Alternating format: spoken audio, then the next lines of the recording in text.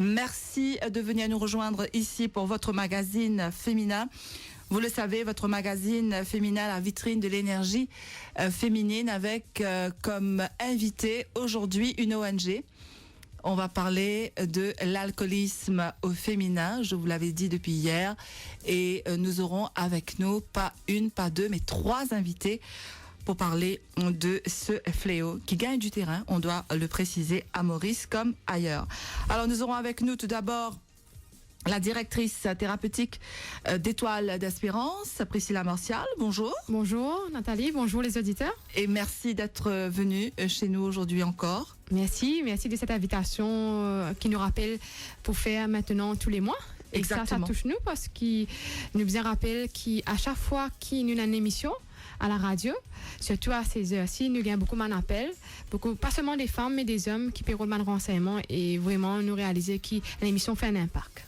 Merci beaucoup. Et puis, il y en a aussi avec nous Micheline. Micheline qui peut témoigner, qui peut raconter nous ce parcours et surtout qui fait l'ine décider et comment l'ine sortie dans ça l'enfer qu'appelle l'alcool là. Bonjour Micheline. Bonjour Nathalie et aussi je dis un grand merci à la radio qui me permet aujourd'hui venir à la radio. C'est un grand plaisir pour moi. Très bien. Donc, nous avons l'occasion de un petit guide plus avec vous au parcours. Surtout, moi, m'appelle ça une success story, ou un exemple, ou un modèle pour beaucoup madame, pour beaucoup messieurs et pour beaucoup de familles qui peuvent vivre dans ça l'enfer là. Et puis, il y en a aussi avec nous Dr Ram Kusal Singh, qui est un habitué aussi de notre émission. Dr Ram Kusal Singh, qui est psychiatre et alcoologue. Bonjour, docteur. Bonjour et bonjour auditrices, auditeurs de la MBC. Alors, nous rappelle aussi, auditeurs qui se cave, téléphone-nous au 402 80 80 pour cette question, cette témoignage, nous pour là jusqu'à midi. Merci également à Faizan qui lui se trouve à la technique. Et c'est parti. Nous allons d'abord nous adresser à vous, Micheline, ou qui fait partie de Étoile d'Espérance. Dis-nous un petit peu plus qui s'en a qui vous été et qui vous fait dans la vie. Et je me présente moi-même, je m'appelle Micheline et je suis mariée. Et 4 enfants et 4 petits-enfants et femme au foyer. Et aussi un petit peu de travail social quand nous avons besoin d'aider, nous aider. Et un petit peu de côté spirituel aussi. Voilà, un petit peu de tout. Alors, qui fait une accepter pour venir là aujourd'hui, Micheline? C'est très important pour moi, pour moi venir à la radio. Et ça fait moi un grand plaisir aussi pour m'expliquer un petit peu la vie, comment moi j'étais, comment je dépendante de l'alcool. Et justement, est-ce qu'il est aussi simple pour une dimoun, surtout une madame, pour admettre qu'il y a par exemple une dépendance à l'alcool? Non, pas du tout. C'est pas facile du tout. Et il est un petit peu délicat plutôt. Surtout quand nous avons une femme qui est dépendante de l'alcool. Aussi quand on dit nous êtes sur regard même là nous, c'est pas facile. Pour un malentendu aussi, c'est pas facile du tout. Et où combien de temps ça a une durée, combien de temps une tombe dans sa fléau là? À peu près une vingtaine d'années. Et de le commencement, je peux boire à modération, dans un grand événement. Mais, et puis ça continue jusqu'à devenir un petit peu esclave de l'alcool. Voilà. Et on rend nous compte de ça? Est-ce que tu senti quand même que c'était le moment ou jamais pour sortir depuis ça l'enfer là? Ou bien c'était plus du genre où tu encore crois certaines quiteuses qui paraît impossible pour... Moi, j'ai déjà essayé plusieurs fois pour moi-même, mais il n'est pas facile. Il n'est pas si facile du tout. Je tombé, je relevé, je retombé plusieurs fois, mais pour moi-même, il n'est pas trop facile. Alors, docteur Ramkusal Singh, ou psychiatre et alcoologue, qui ou qu'a dit nous ça témoignage, si nous qu'a dit le début de témoignage de Micheline là? bon, nous trouvons que Micheline dit qu'il a commencé au début en modération dans certaines occasions. Et puis, en fin de compte, il devient un esclave de l'alcool. Et qui lui dit qu'il n'est pas si facile pour lui, déclare sa dépendance. Donc, c'est qui est arrivé, dans nos sociétés, toute société à travers le monde, et l'alcool est plus associé avec les hommes, soi-disant les hommes capables de boire, mais quand une madame boit, du monde prend les pour n'importe soi-disant madame pas gain droit à boire, pas capable de boire, faudrait pas une madame boire, les hommes capables de boire, mais madame non. Culturellement, il n'est pas accepté. Donc, ce qui est arrivé là, quand Micheline Indienne, il ne sait pas lui, il n'est pas capable, quand on nous dit boire tout seul, et surtout madame, je bois en cassette, je pas les connaître, tiki toute la journée, qui a arrivé, ça, elle vient beaucoup, il fait ce dito sur l'écho, et quand tu regardes les autres dire ça, ils boivent, donc là, madame là commence à culpabiliser. Et donc, ce pire renferme, ce pire boire en cachette. Et pour tout le monde, il commençait, qu'il les hommes, qu'il les madame, il commençait par boire en modération, une fois dans fête, une fois l'année, une fois mariage, une fois l'anniversaire. Après, elle vient tous les jours et elle vient dépendant. Donc, dépendance là même, ça, c'est un problème psychiatrique. Quand on n'est pas capable de vivre sans l'alcool. Arrive tantôt. S'il est habitué à boire dans tantôt, il est agacé, il est irrité, il n'est pas en place, donc il est bizarre sur l'alcool. Mais pourquoi ça l'étape bien grave là, c'est la dépendance. Il commence souvent par là. Quand madame, là, comme on est dans le cadre de madame, mais toute personne qui boit, il y a une addiction pour lui et il est difficile pour lui sortir là-dedans. Donc, docteur, vous pouvez expliquer un petit peu à l'air, qui a des symptômes qui nous besoin reconnaître, etc. Alors, Priscilla Martial, ou directrice thérapeutique de Étoile d'Espérance, est-ce qu'il y a cas de nous une petite définition de l'alcoolisme? Tout d'abord, moi, j'ai envie de rebondir sur ce que le médecin dit, le docteur Ankou Salsing. Nous besoin noter que dans le mindset de Mandimoun, l'alcoolique, ou la personne malade de l'alcool, c'est Dimoun qui peut tomber dans quoi elle arrive, qui peut tomber à côté dans la boutique, qui peut boire, qui peut faire ce vilain, qui peut. Il a une attitude de beuverie, une attitude antisociale. On a une autre forme d'alcoolisme, qui est une alcoolisme silencieuse, que nous retrouvons souvent madame dedans.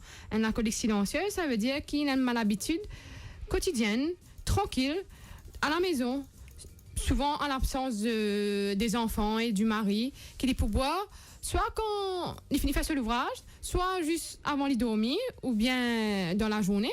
Et ça, c'est ma habitude de consommation que nous retrouvons essentiellement chez la femme. Et selon l'OMS, l'alcoolisme, donc la personne qui est dépendante de l'alcool, pour l'OMS, c'est une dépendance physique. Qui ne peut redire par dépendance physique, les business pour mener sur l'activité. Pour un psychiatre, une définition qu'ils ont donnée, c'est être alcoolique, c'est toute personne qui ne perdit justement se liberté de s'abstenir du produit. Ça veut dire que je ne suis pas capable sans pas ce produit-là, je besoin prendre produit-là.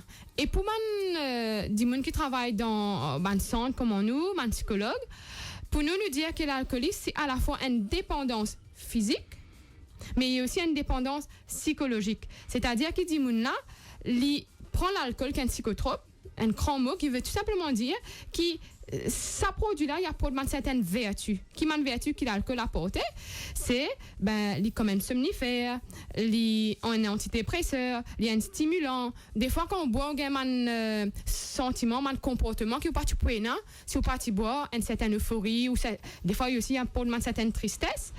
Et donc, cette dépendance psychologique à l'alcool, dis-moi, il est persuadé que cette dépendance psychologique, donc qui est là, il est capable de juste être guéri ou atténué par l'alcool. Ça veut dire qu'il réalise qu'à chaque fois qu'il me prend l'alcool, peut-être qu'il n'est pas conscient de ça, donc à chaque fois qu'il prend l'alcool, mais ça pour moi c'est un calme. À chaque fois qu'il me prend l'alcool, je suis capable de tout avec mon mari. À chaque fois qu'il me prend l'alcool, mon sentiment bien. Mais progressivement, il peut glisser dans la dépendance quand il n'est plus capable sans passer le produit. Et il y a une petite relation qui me fait. Il y a fait une formation à l'initiative de la Marcos à la Vallée des Prêtres. Quand on utilise cette image très, très parlante, Parce que nous disons souvent, ben, la personne dépendante d'alcool, il a besoin de la volonté pour y arrêter. Et s'il a la volonté, il va arrêter parce qu'il a des enfants, il a besoin d'occuper des enfants. Or, j'ai envie de dire que la personne dépendante de l'alcool n'est plus en contrôle de son consommation. C'est pour ça qu'on appelle ça la dépendance. Il vient comme le médecin te dit, il vient un trouble psychiatrique. C'est-à-dire qu'il est incapable d'arrêter de lui-même. Il est comme nous, quand ni la honte, ni la honte pour capable empêcher de boire. Il est capable de la guerre, il est capable de faire vilain, il est capable de faire le travail. Tout ça, une priorité qui est important pour nous, n'est plus sa priorité. Sa priorité, c'est assouvir ce besoin à travers l'alcool. Exactement comme nous avons un besoin primaire. Par exemple, il nous arrive, nous, un jour, nous pouvons marcher dans une semaine. Après un long voyage, nous sortons pour lui, mais bon, nous avons envie de faire pipi. Nous ne connaissons pas que nous allons faire pipi dans un espèce lieu de randonnée. Coûte que nous pour aller nous pas soulager ce besoin qu'on appelle besoin primaire, l'équivalent pour la personne qui est dépendante d'alcool. Là, nous pas pour gêter un camarade, si un camarade nous prend dans un coin, nous pas faire pipi. C'est vraiment l'image est peut-être choquante et comique, mais c'est exactement la même réaction, le même besoin, comme un besoin primaire, qui la personne dépendante d'alcool pour Ena, il est absolument satisfait à ça. Et il est pour satisfaire ça parce qu'il a un besoin, un stress qui peut venir, un énervement qui peut venir. Il a besoin de ça pour lui boire, il a besoin de ça pour lui dormir. C'est pour ça qu'à certains moments de la journée, souvent, Mandimoun et peut-être Micheline pour dire à un certain moment de la journée, ça dit qu'on a besoin de l'alcool. Soit l'après-midi, soit le matin quand il finit de faire son ouvrage, soit avant de manger, soit quand son mari peut venir dire à toi, vous allez prendre l'alcool. Il y a un moment spécifique de la journée ou de la semaine que Dimoun a besoin de l'alcool.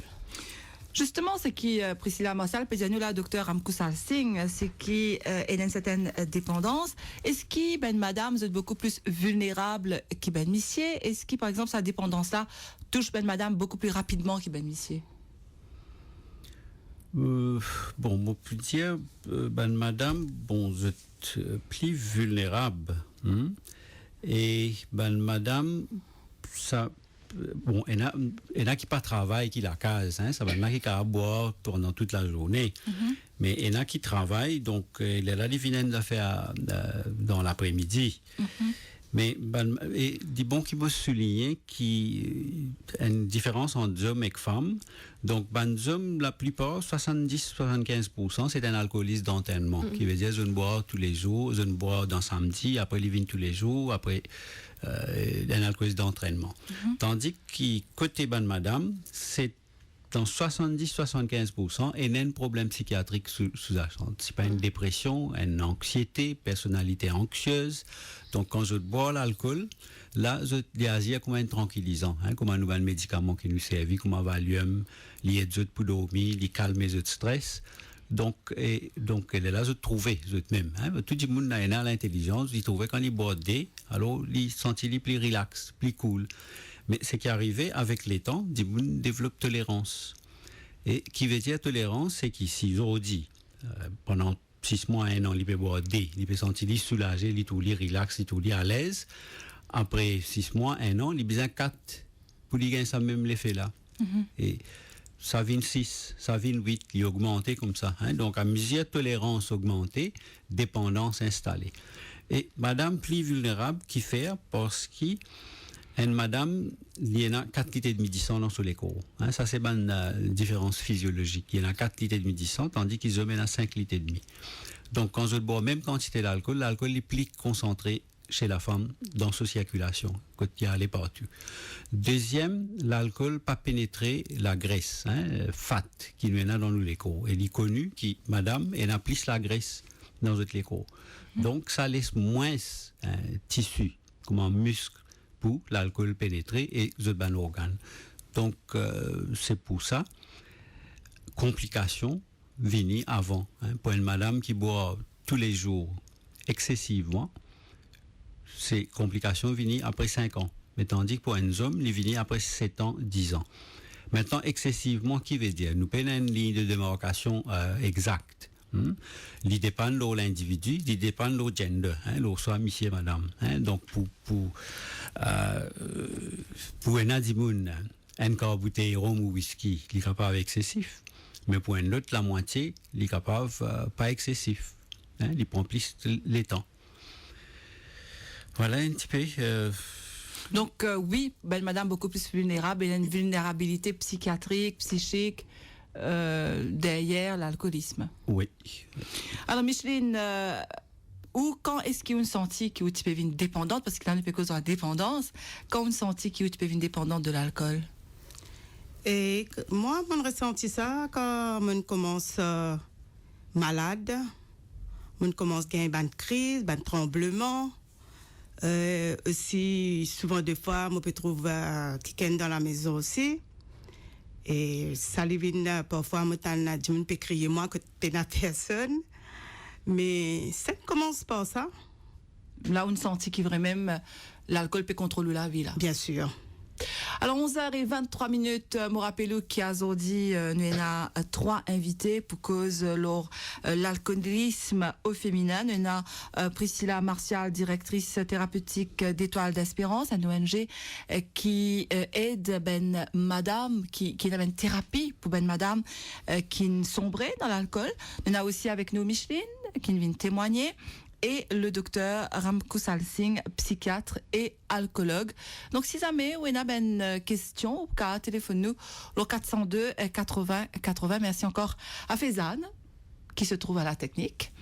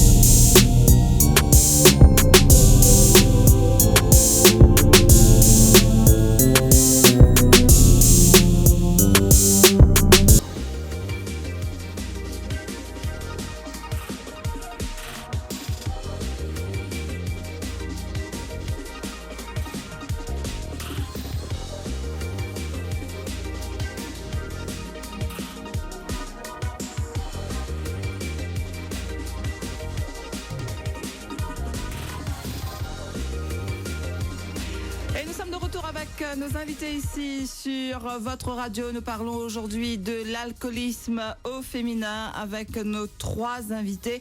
Si vous avez envie d'intervenir, si vous avez un témoignage, ou qu'à téléphoner au 402 80 80. Merci encore à Faisane qui se trouve de l'autre côté de la vitre. Et pour continuer avec Priscilla, Oui. qui fait est-ce que l'alcool est considéré comme une maladie? Il est simple. Pourquoi, quand tu écoutes Micheline dans ce témoignage, l'India qui, à un moment donné, l'alcool, quand il ne prend l'alcool ou quand il prend l'alcool, à un moment donné, ce dépendance, il peut pousser à voir certains animaux, appelle ça des tromens, trouve un petit bébé, petit du péro d'attaque. Tout ça là, c'est un petit symptôme qui nous trouvait, mais pas pour donner un terme médical, parce qu'il est plus difficile pour retenir, moi explique un symptôme. Souvent, énormément de gens ont envie d'arrêter. Et plusieurs fois, Micheline dit, on sait arrêter. Mais le souci qu'on a arrêté de manière brusque, qu'on a arrêté, à un moment donné, l'alcool est comme la drogue. C'est-à-dire que nous cerveau est habitué avec ça, nos neurones sont habitués avec ça. Ce qui peut passer, c'est que pendant quelques jours, 1 ou 2 jours, la personne, peut-être, pas pour ressentir les effets de manque. Mais progressivement, au bout de 2 jours, 3 jours, selon la constitution de la personne et selon ce taux de consommation qu'il est habitué prend, il est capable de gagner une crise d'épilepsie, il est capable de gagner un tremblement qu'il y a, qu'on appelle ça en créole, un effet manque, il est capable de gagner un cauchemar, une transpiration fréquente et une palpitation. Et c'est pour ça que souvent, des gens qui écoutent l'émission disent oui, moi pour venir. Mais nous recommandons aller à un médecin, de préférence un médecin alcoologue. Nous avons beaucoup de psychiatres. Par exemple, là, nous avons sur le plateau le docteur Ankou Sassine qui est à la fois un psychiatre et un alcoologue, qui pour capable de comprendre la maladie. Et il y a un hôpital aussi comme Bram Sécor. C'est vrai que derrière le Bram Sécor, il y a une connotation du monde fou, mais vous êtes assez équipés pour capable de comprendre justement cette pathologie. Il y a un hôpital régionaux comme Candos, comme FLAC, comme G2, que vous êtes capable de soigner ou un médecin traitant. Il est très important qu'avant qu'ils se décident justement de faire un accompagnement psychologique, la première étape, c'est être soigné sa manque là par ban médicaments qui vous donnent donc un accompagnement médicamenteux et par la suite deuxièmement le gain justement cet accompagnement psychologique qui aussi des fois négligé. Souvent il y a une rencontre avec une madame qui vient guette moi et dit moi mon mari il prend médicaments et après quelques temps il boire une semaine après. Je me dis mais est-ce qu'il y a une autre cause? Est-ce qu'il connaît qui fait il boire? Est-ce qu'il connaît quelle est la cause qui apporte justement vers cette dépendance? Donc c'est très important qu'à la fois nous passer arrête par nous et nous dire ok moi c'est solve mon problème parce qu'il y a une dépendance physiologique et à côté aussi il y a mon pas soin moi pour médicaments et m'oublier cet aspect psychologique qui m'a bien réfléchi mais qui n'emmène moi à n'est plus capable de gérer un moment de difficulté qui moi tombe dans l'alcool parce que si nous gérons juste l'aspect médical et qui nous néglige l'aspect psychologique mais les deux les deux marchent de pair. Alors voilà. Docteur, c'est que Priscilla Mossal Péziano, il est quand même assez comment on peut dire ça, il paraît choquant parce que quand un dimoun à l'hôpital, il gagne un traitement, il y a tout traitement qui vise dans tout le hôpital, mais si pas suivre dimoun là psychologiquement, il y a une chance qu'il n'est pas sorti. Oui, il y en a. Bon, l'alcoolisme, c'est une maladie chronique et qui est une rechute. Nous ne sommes pas capables, quand nous pensons, nous traitons un dimoun, nous ne finissons traiter pour la vie. Donc, nous traitons et puis, les pisins, ça suivi psychologique là. Et surtout pour madame, comme on dit, 75% parmi eux, il y a une dépression sous-jacente, il y a une anxiété. Donc, si nous ne traitons pas ça, après, il pourrait retrouver soulager avec l'alcool. Donc, médicament tout seul, il n'est pas pour capable de résoudre ce problème-là. Pas pour capable de résoudre. Et c'est pourquoi Priscilla a bien mentionné qu'il y a un traitement dans tout l'hôpital régional, pas nécessairement qu'il y ait une branche sécard, ou capable, même dans un dispensaire. La plupart des généralistes, ils gagnent un cours comment pour traiter une dépression, traiter une anxiété. Oui. Et donc, et depuis 97, ministère de la Santé, il décentralise services psychiatriques. Au début, il y a un psychiatre dans mon hôpital régional. Aujourd'hui, il y en a 3 dans chaque hôpital régional, que ce soit Flac, Rosebel, Le Nord, Ditou. Donc, quand il finit de faire cette désintoxication, par rapport à quand il y a arrêt de boire, comment Priscilla dit tremblement, insomnie, hallucination, délire. Donc, quand nous finissons de traiter, donc il y a un psychiatre qui prend le relais. Alors, justement, docteur, en parlant de traitement, on connaît n'importe qui, ça n'a moi-même, tu peux te dire, ok, moi, j'ai un problème avec l'alcool, moi, besoin de l'hôpital, ben, là, pour tirer l'alcool dans mon 10 ans. Ça fait quand même un peu peur, on connaît tirer l'alcool dans 10 ans. C'est pourtant le traitement, parce que la dernière fois, Priscilla, tu venais, tu expliques-nous qu'il est impératif passe à l'étape là, c'est-à-dire au bizarre à l'hôpital, que ce soit à Bramsey-Cord ou n'importe quel hôpital régional, elle tient 10 ans dans l'alcool. Qui était ça exactement? Oui. Bon, elle tient l'alcool l'alcool dans les cours, pardon, sorry. Tient l'alcool dans les cours, une cause traitement mauricien. Oui. En fait, nous pas tirer. Quand on finit mettez, comment nous peut tirer ça? Impossible. Ce qui nous fait, là où on admet, ou pas peut prendre l'alcool, là où l'écho, même nous les foies, ils métabolisent à l'alcool là, et dans 3 jours, tout l'alcool qui nous consommait, il finit dans nos échos. Comment appeler ça d'un autre mot, peut-être détox, c'est ça, détoxifier? Oui, detoxification. Okay. Donc, bon, faire ça, et ça, il est accompagné par un médicament. Donc, nous donnons un médicament pour qui le tremblement diminue, pour qui nous donne un problème gastrique, après 48 heures, je recommence à manger, nous donnons un traitement pour dormir. Si vous avez une hallucination, délire, vous pouvez perdre, vous pouvez nous avons un comprimé qui est anti-délire, anti-hallucination. Donc, au bout d'une semaine, vous êtes correct. Et parmi là-dedans, je vous dire qu'il nous donne un médicament pour qui vous n'êtes pas dans l'état qui Priscilla a mentionné, appelle delirium tremens. Et ça c'est grave. Et là, quand Dimounal dans cet état-là, il vient confus, il n'est pas connu, il est désorienté, il n'est pas connu qu'il est dans l'hôpital, il n'est pas connu les jours, il n'est pas connu asseoir, pose les questions, il répond à côté. Ça veut dire qu'il y a une affaire qui est vraie, ça, docteur? Parce que des fois, Dimoun dit, ah, tu une bois, là, tu fais semblant, tu n'as pas fait comprendre. Ou alors le lendemain, quand tu beaucoup, Dimoun dit ça, ah, hier soir, il me boit beaucoup, et grand-matin, tu m'oublies qui te t'y fait, tu m'oublies qui te t'y dit. Bon, ça, il y a des affaires qui m'ont dit. C'est vrai, il y a des affaires qui, quand Dimoun boit beaucoup, pendant longtemps, arrive un moment, que vous avez ce qu'on appelle blackout. Les billets qu'il vient faire le soir, les billets qu'il vient manger, les billets qui s'y mettent passer pour retourner la case. Ça, c'est vrai. C'est-à-dire, un autre côté, Dimoun là, capable de bien rappeler qu'il vient faire, ce vilain qu'il vient faire. Il bien rappelle, mais le lendemain, il a honte. Par exemple, s'il a envie de faire pipi, il tire son caleçon, il pipi dans des hauts, dans le chemin, si pas qui, il dit, il trouve. Mais vous dites, ah non, jamais, il ne faire ça. Même s'il rappelle, il est honte. Donc, il est vrai, comment. Parfois, des gens là, cassiette, ils ont honte. Et n'a délirium et délirium. Ça, délirium qui me peut dire là, quand des gens là, ils admettent quand ils peuvent faire ce désintoxication, ben là, il dure 3 jours. Ça, il est vrai, il n'est pas connu rien là. C'est quand il saute là-dedans aussi, après 3 jours, c'est comme s'il n'est pas vivre ça 3 jours là.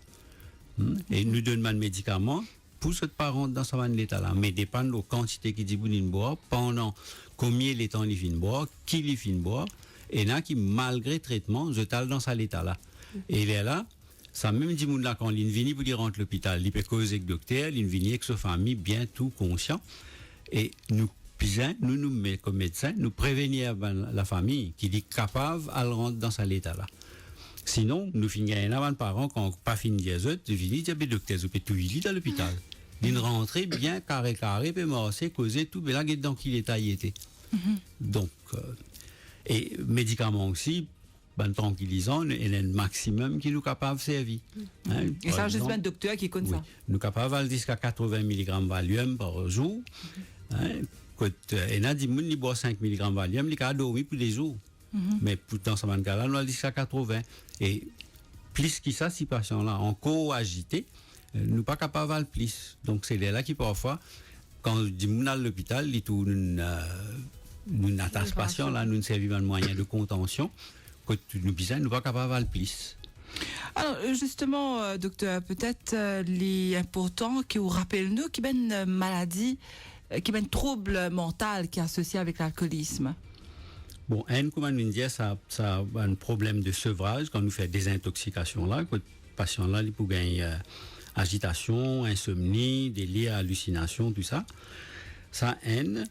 Bon, et puis dans tous les autres cas, nous gagnons pas d'hallucination, mais les différencier dans une chose qui nous pas pour rentrer dans le détail. Oui. À la longue, il y a commence à gagner une crise d'épilepsie, quand il fait une crise. Et puis, il y a ce qu'on nous appelle démence alcoolique, quand il y a vraiment une démence, il y a un trouble mémoire, sa personnalité changée.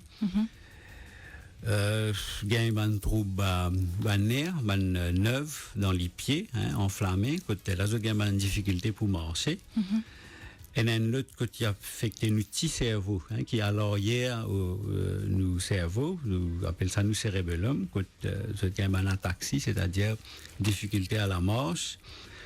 Complications de capable gagner avec un petit tombé, un petit coup dans la tête. Si tomber, je gagne un saignement dans le cerveau.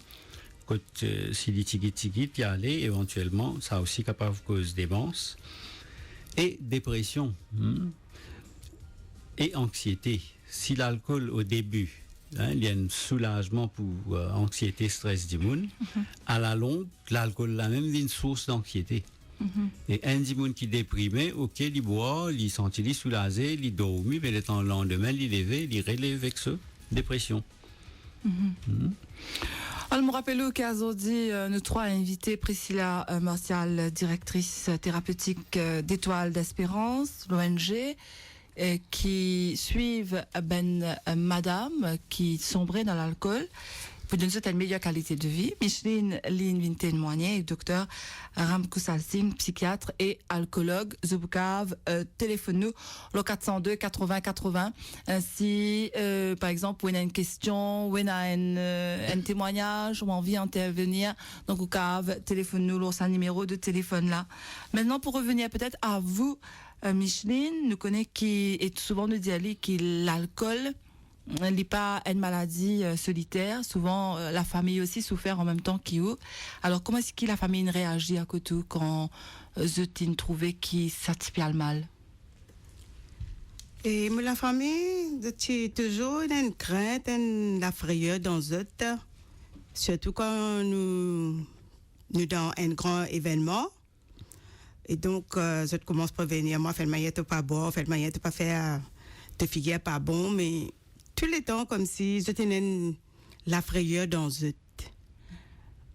Nous parlons une fête, mais tous les temps, comme si je sonne ça toujours dans mes oreilles.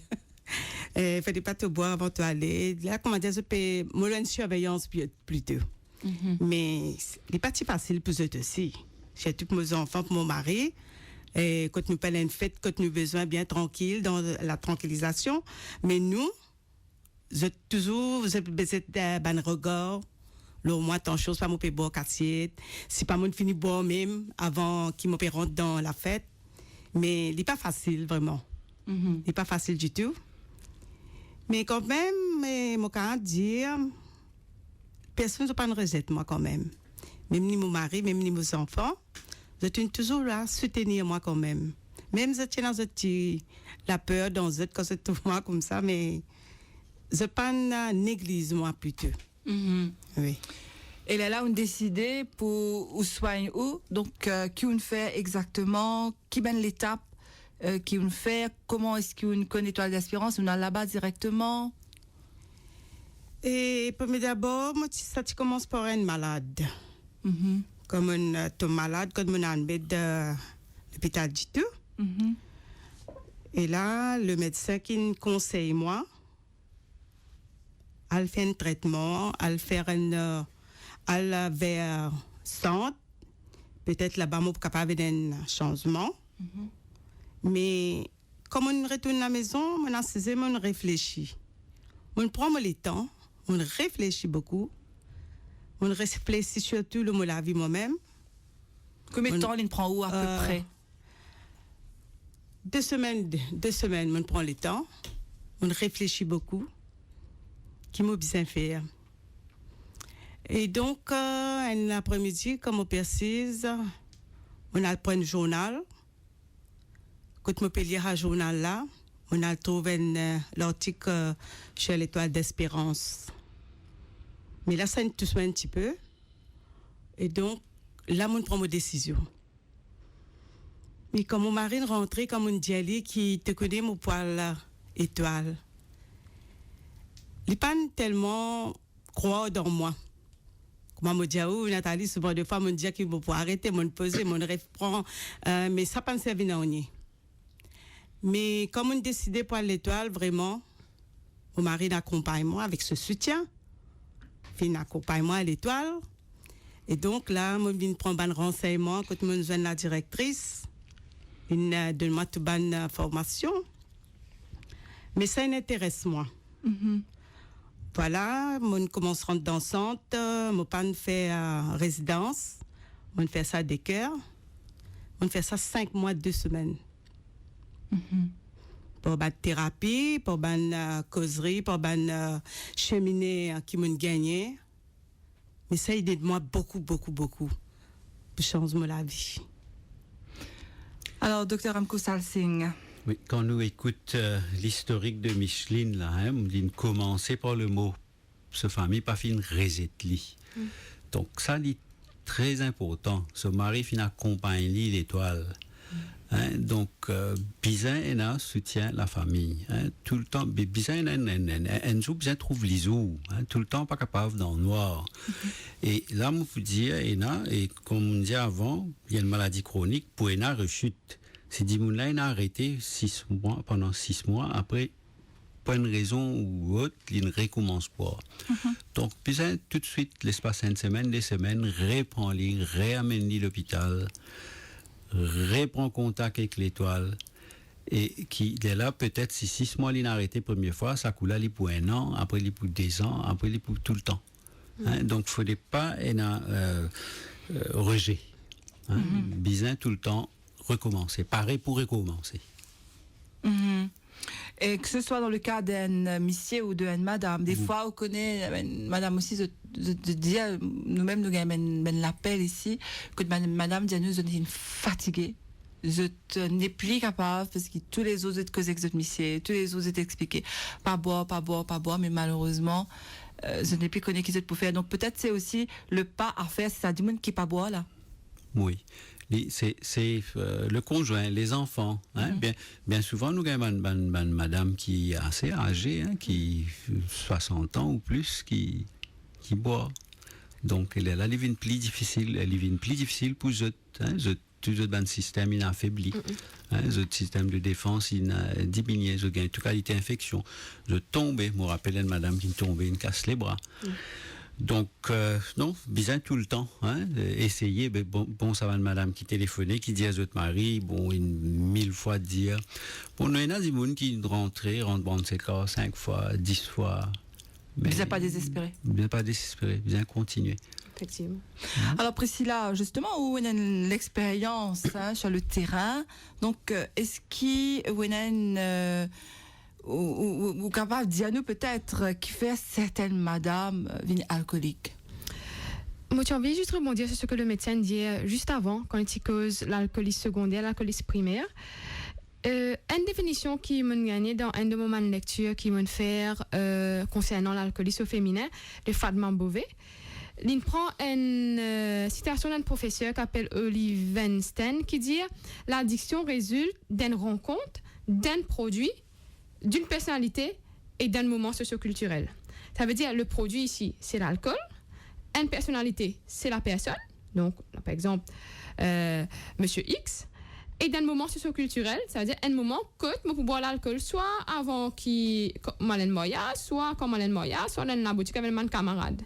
Ça concerne pratiquement mes hommes. C'est-à-dire que l'alcoolisme au masculin, c'est un alcoolisme d'entraînement à 70%. C'est-à-dire que je commence à boire avec mon camarade et petit à petit, je gagne ce qu'on appelle la tolérance aux produits, je t'augmente et finalement, je glisse dans la dépendance. Or, la femme, l'alcoolisation, c'est l'alcoolisation secondaire. Qui nous peut dire par secondaire, c'est-à-dire qui, nous insistons beaucoup dans l'émission, c'est l'alcoolisme qui est lié à un trouble psychiatrique. Quand on dit psychiatrique, ça veut dire qu'il nous fout ou nous foule. Pas du tout. C'est tout simplement qu'il y a une difficulté à la personne de gérer certaines anxiétés, certaines difficultés, une anxiété, une hypersensibilité.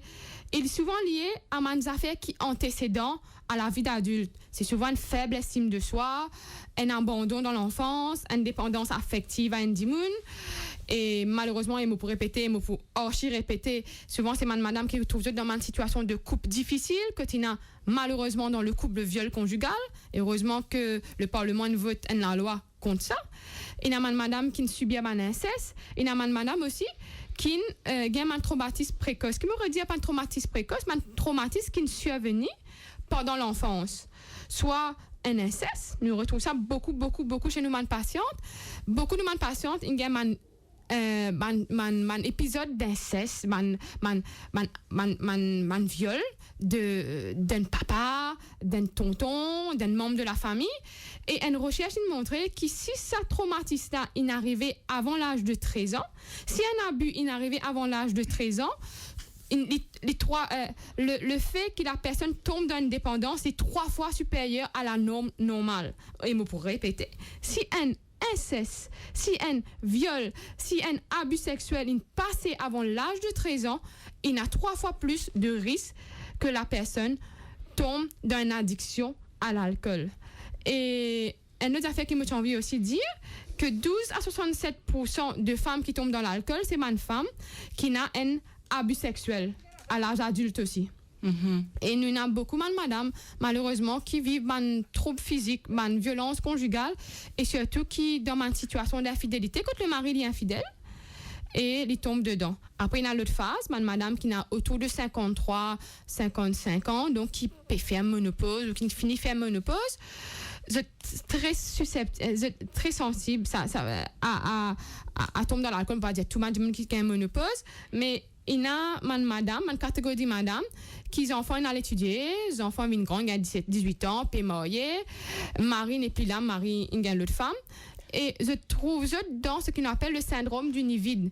La vie n'est pas une sens pour eux, n'est pas une sens. Oh, c'est faux. Ça veut dire pour eux, on a accompli une mission, mes enfants ont grandi, on a vu l'école, mes enfants ont marié, mon n'est pas un rôle, je tombe dans une certaine solitude, et voilà, je tombe dans justement l'addiction. Nous avons une partie de nous, madame, catégorie madame, qui situe dans sa l'âge, qui c'est de l'addiction liée justement à une solitude. Donc voilà. Alors, c'est très important de le souligner, hein, Priscilla Martial. Il est bien important qu'il nous souligne ça. Alors, nous avons l'appel, c'est un monsieur qui peut poser une question sur l'anonymat, si je bien comprend. Bonjour monsieur. Non, pas sous l'anonymat, mais moi, comme restait seulement 10 minutes, comme il y a un psychiatre, je voulais demander quels sont les signes avant-coureurs de la dépression pour justement pouvoir prévenir éventuellement des problèmes d'alcoolisme. Bon, oui, merci pour votre question. Bon, les signes de la dépression, c'est quand Dimoun-là, je trouve parents, la personne concernée, il peut en retrait, il peut pas causer. Il néglige l'hygiène, il pas prend son bain. Si tu habites, écoute radio, écoute information, il pas écouter, il pas lié à la gazette, il pas occupe ce travaux quotidiens. Donc tout changement qui est là dans ce comportement, hein, qui est très marqué. Voilà, donc il y a un changement dans votre comportement. Alors peut-être nous allons poser la question à Micheline. Micheline, c'est un peu ce qui est arrivé ou est-ce que tu renfermes ou est-ce qui, par exemple, tel là nous explique tel là où tu expliques la dépendance primaire et secondaire, si l'alcool primaire et secondaire. Est-ce qu'il aussi où tu fais bon en cassiette? Comment ça passait en général? Oui, c'était une jolie question, Nathalie. Je suis bien content de sa question-là. Et tous les temps, nous dire que nous pouvons boire cassette, que personne pas pour connaître, pas nous peut boire. Mais moi, je trouve ça bien pas bon. Parce que moi, je traverse dans cette situation-là, quand je me dis cassette pour boire. Quand une femme, surtout, si elle est cachée pour boire, ça peut amener boire plus beaucoup. Et pour boire plus beaucoup, surtout si dans une fête, quand nous peut prendre un verre, si un dimanche, il peut boire en cachette, il est capable de boire 4-5 verres en plus. Parce que maman traverse dans la situation, je connais comment ça a été, mais vraiment, il n'est pas facile. Nous renfermons moi-même avec la boisson. Par cause avec la famille, par contre, où tu peux occuper la famille normalement, qui mangeait, bana, vini, tenteuse de gaz de manger? Pas vraiment, 100%. Mais ce qui m'a envie de dire, quand dit moun il boit, premièrement, il pas pour le goût à la vie. Par exemple, pour moi-même, nous capables de dire bon un bon manger là, mais c'est pas avec un amour. Mon peut manger, le mot de dire. Si je peux faire une tasse ménagère, je peux faire bien. Le mot de dire rien pour moi, pas gagner crier, pas gagner zourer, pas gagner ceci, cela. Alors, pour certaines couvertures plutôt, hein, je fais aller comme si moi je gagnais ce bric-à-brac, mais c'est pas évident. Mais quand on sortit de l'alcool, là, on trouve l'importance, on a trouvé mes valeurs, on a trouvé qui vraiment, mes enfants, mon mari, bien moi. Mon mari et mes enfants, bien moi. Il ne faut pas qu'ils me continuent dans la même vue qu'ils me tiétaient. Mais quand on prend mes décisions, pour moi-même, mon vini, mais ça aide moi beaucoup. Beaucoup. Ça fait bien important, qui on apprend pour content, ou ça veut dire, ça fait partie de sa thérapie qui, ou fait dans l'Étoile d'Espérance, ou apprendre content ou même, pardon. Non. Ce qui m'a dit pour Étoile d'Espérance, ça aide moi beaucoup. Sans Étoile d'Espérance, mon parti pour sortir. Il est montré où qui valait, Wena? Ah oui, beaucoup. Mais comme on me dit, Nathalie, mais comme on rentre dans Étoile d'Espérance,